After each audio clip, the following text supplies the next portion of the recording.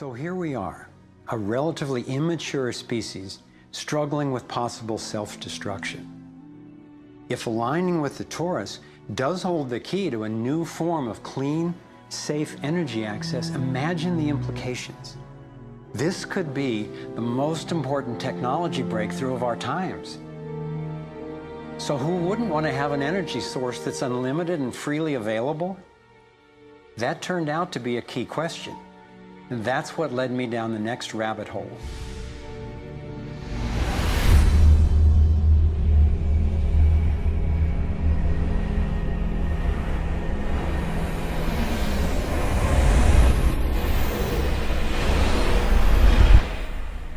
It turns out that scientists as far back as the early 1900s have been developing alternative ways to access electricity without combustion.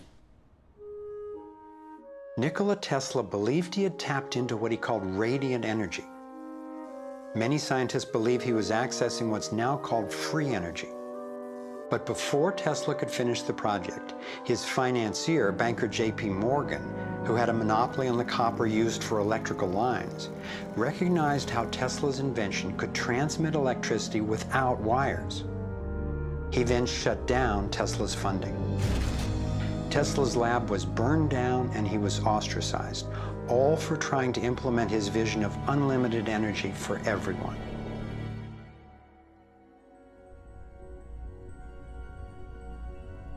A modern-day inventor, Adam Trombly, was inspired by Tesla's work and by the possibilities of the torus.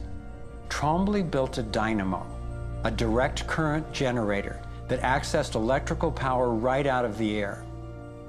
We were trying to demonstrate that by mimicking the magnetic field of a planet and rotating this device, we could actually create a dynamo that would work. And in fact, it did work, and it does work. So when we contemplate nature, when we contemplate Jupiter, or we contemplate a dynamo like the Earth rotating in space, we're basically talking about a magnet which is rotating in space. And the lines of flux of the magnet are pouring down and through in this toroidal pattern of the magnetic field. It's also expanding and contracting. It's breathing. It's taking in the energy of space literally and transforming it. Right here in this toroid, we have enough energy to transform the entire Earth. And that's not just a theoretical statement, it's literally true. To contemplate the implications of this means that every single place on Earth suddenly has power. Every single person on Earth suddenly has power. We have universal abundance. Trombly had been invited to demonstrate one of his generators at the United Nations and the US Senate. But these events were undermined by the first Bush administration. Then the device itself was taken in a government raid. Trombly's experience isn't unique. Almost every time I found an inventor with a promising new technology in the field of free energy, he told a similar story of suppression. Inventor John Bedini began working with Tesla's theories of radiant energy decades ago and has produced an assortment of battery charging devices that generate more energy than it takes to run them. He announced that he was going to start offering them at low cost. Soon after that, he was attacked in his lab and warned not to produce the devices. For his own safety, he had to let go of marketing free energy. These are all devices from labs I personally visited.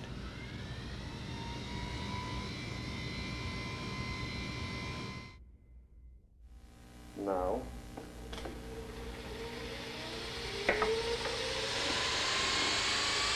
Now, the quality of this footage is obviously poor, and I'm not expecting this to convince you. My point is that being there with these inventors, accompanied by experts, and seeing these new energy devices in operation convinced me that the technology is real.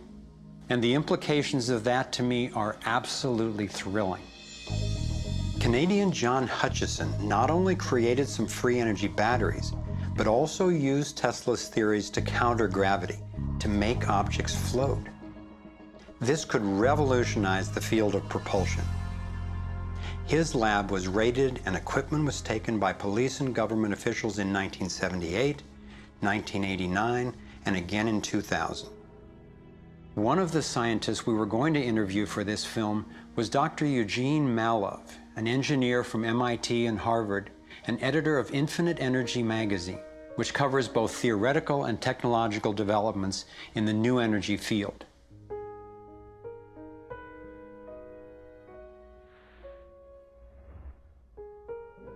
Dr. Malla was mysteriously beaten to death in 2004.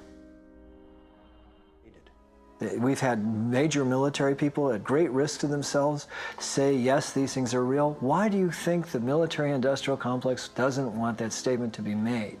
Because you start thinking about what kind of technology is behind that. That's the bottom line. The energy is extracted from the fabric of the space around us, which means it cannot be metered.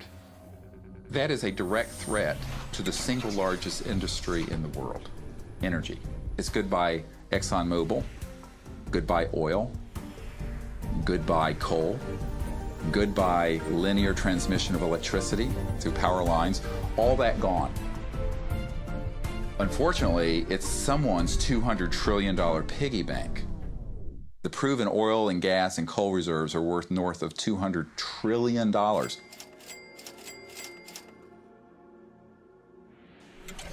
This information coming out would completely change geopolitical power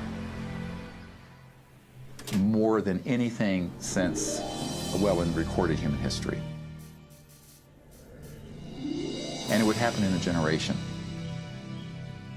I started to examine the breakthrough solutions, and much to my surprise, these concepts have been proven in hundreds of laboratories throughout the world, and yet they have not really seen the light of day.